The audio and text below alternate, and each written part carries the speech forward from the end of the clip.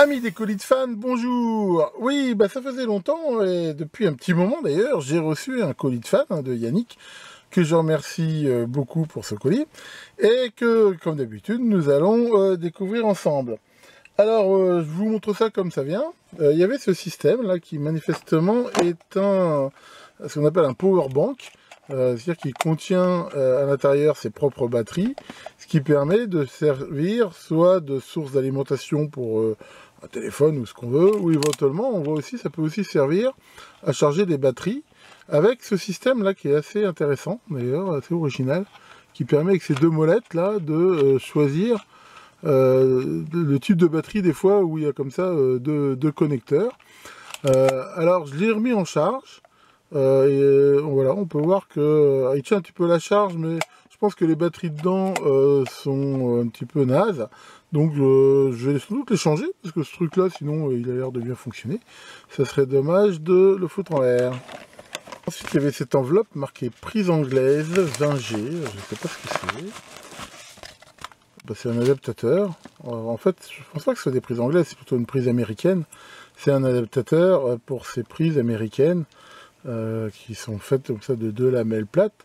Donc ça, voilà, c'est un jour chez un système américain. Il y avait quelques documentations dedans. En particulier, le manuel du HM203-4. Alors j'ai quelques oscilloscopes AMEG, mais j'ai pas ce modèle-là. Par contre, ce qui est intéressant, c'est que dedans, il y a les schémas. Enfin voilà, c'est tout le service manuel avec les schémas et tout ça. Enfin voilà, pour ma bibliothèque personnelle. Ici, pareil, le modèle du Oscillo Metrix OX710B et de l'OX712D et DM. Et là, pareil, hein, il y a tous les schémas. Donc, éventuellement, ça peut être intéressant. Bon, je ne possède pas ces oscilloscopes. Mais why not? Alors ensuite, il m'avait mis, je sais pas pourquoi, toute cette série là on dirait c'est des petits, enfin c'est des tailles crayons, un petit peu voilà, fantasy. Là, il y en a différents modèles. Ça fait un petit peu steampunk. C'est des trucs ça ressemble vraiment à du Zamac, un truc comme ça. Bon, c'est pas tellement électronique, je sais pas pourquoi ils ont mis ça. C'est peut-être une erreur. Alors après, il y avait des trucs assez rigolos. Alors ça, c'est vraiment impressionnant. C'est une résistance. Alors, je sais pas si on voit bien, hein, je suis obligé de m'éloigner pour bien voir la taille. On voit que c'est une résistance balèze, hein, si on compare avec la taille de ma main. Et c'est une résistance, voilà, tubular résistance. Alors j'ai fait quelques recherches, et c'est manifestement des résistances qui sont faites pour tenir des tensions de 10 kV. Et voilà, c'est sans doute la plus grosse résistance que j'ai dans ma collection. Je pense pas en avoir un jour l'usage, parce que, je veux dire, enfin voilà, pour vraiment utiliser une résistance comme ça, il faut en avoir besoin. Mais j'ai trouvé ça quand même sympa, c'est original. Alors dans la même veine, il y a cette énorme diode là. C'est pareil, j'ai cherché la doc, je n'ai pas trop trouvé. Apparemment avec Swing Tools, semi-conducteur. Je pense que, enfin voilà, si on regarde le date code, 1er mars 65, c'est pas tout jeune.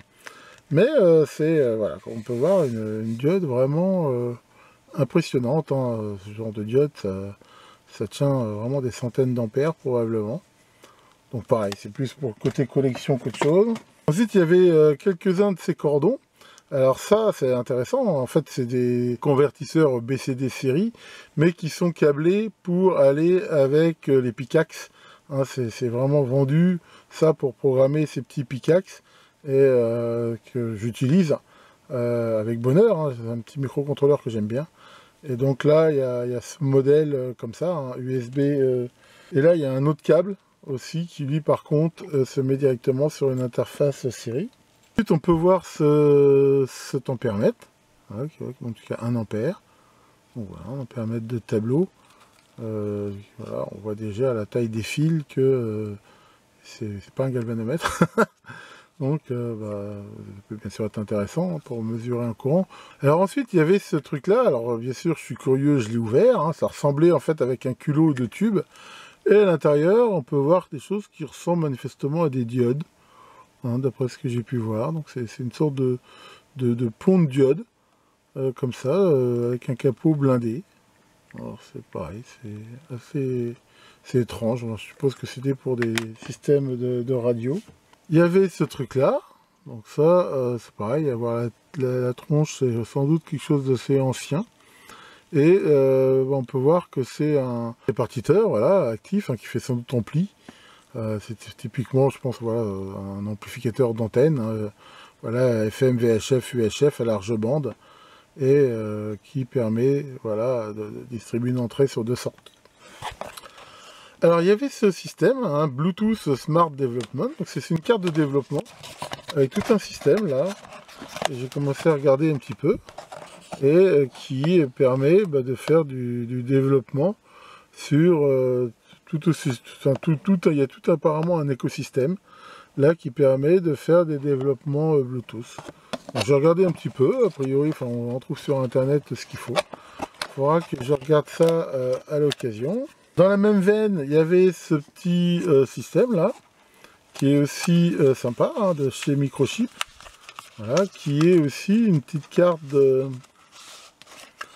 qui est aussi, voilà, un petit système de développement, sur lequel on retrouve, voilà, un système de potentiomètre, différents boutons, et voilà, c'est quelque chose qui va permettre de faire de la mise au point assez facilement. Donc pareil, là-dessus on trouve les docks. Dans la même veine, il y avait celui-ci aussi, alors là, qui est, voilà, avec aussi le FTDI. Et là, donc c'est un truc Cypress, c'est des... D'après ce que j'ai vu, c'est un microprocesseur qui a l'air assez puissant. Donc là, c'est pareil, après, il faut s'y mettre. Passer un petit peu de temps pour faire fonctionner ça. Là, on en a encore un autre modèle, ici. Voilà. Alors là, on a quelque chose dont j'avais entendu parler, j'en avais jamais vu, c'est un Orange Pi. Alors Orange Pi, c'est un petit peu enfin déjà on peut voir que le nom est un peu un clin d'œil au Raspberry Pi. Et le Orange Pi, c'est quelque chose qui est un petit peu dans la même, dans la même philosophie que le Raspberry Pi. Et là, voilà, on peut voir qu'il est tout neuf, vu que le sachet est encore scellé. Et là, c'est pareil, on peut y mettre dessus différents OS et c'est assez complet. Voilà, on voit qu'il y a une sortie HDMI. Enfin, voilà, c'est, je pense, assez semblable dans l'idée au Raspberry Pi. Donc là, c'est pareil, il faudrait que je regarde si j'y trouve une utilité. Ensuite, il y avait ceci qui ressemble, ma foi, à un tube électronique. Voilà. Un C quelque chose GQ6AQ5. Bon, comme c'est pas un mystère, je suis pas un fan des tubes. Dans le tube, il y avait aussi ces très vieux condensateurs, qui a priori, je pense, viennent aussi de radio à tube très très anciennes. On trouve ces modèles là qui sont des modèles voilà, 01 MF. C'est vraiment, c'est dessous des plastiques scellés. Et voilà, c'est vraiment des très très vieux condensateurs qu'on trouve dans les radios, de même que il y avait tout ce lot là de résistance carbone. Pareil, ça a sans doute été récupéré sur des vieilles radios à tube ou des choses de ce style. Voilà, donc là on a encore ce genre de condensateur. Bon, je les laisse dans le sachet. Après, c'est vrai que moi je restaure pas vraiment des vraies radios, mais enfin voilà, je connais des gens qui éventuellement pourraient être intéressés. En parlant de condensateur, il y a aussi ceux-là. Alors ça par contre c'est des condensateurs beaucoup plus gros. C'est le genre de condensateur qu'on met sur des moteurs ou des clôtures électriques ou des trucs comme ça. Voilà, 16 micros. C'est voilà, typiquement des condensateurs pour moteur. On a cet ampèremètre, là, Gelin. Sympa aussi. Il monte jusqu'à 6 ampères. Voilà, on voit aussi à l'intérieur, il y a une sorte d'ouverture, parce que 6 ampères, ça doit chauffer un petit peu. Donc voilà pour ce modèle-là. Il y en a un autre aussi, là. Donc ça ressemble beaucoup plus à quelque chose qui viendrait d'un chargeur de batterie, je pense. C'est assez hétéroclite comme colis. Là, on voit des fiches neuves, des fiches télé comme ça. Bon, c'est vrai que maintenant, on en utilise quand même moins. Il y a aussi, toujours sous sachet plastique, là, quelques circuits intégrés.